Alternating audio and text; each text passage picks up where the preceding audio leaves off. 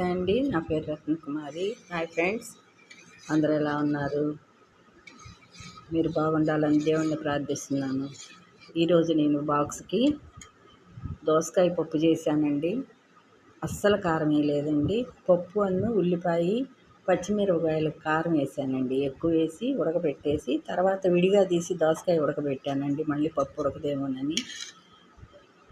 ఇట్లాగ మెత్తగా ఉంటే బాగుంటుందండి. తాలింపు వేసాను.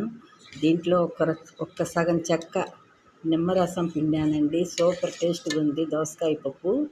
మీరు కూడా ట్రై చేయండి ఫ్రెండ్స్.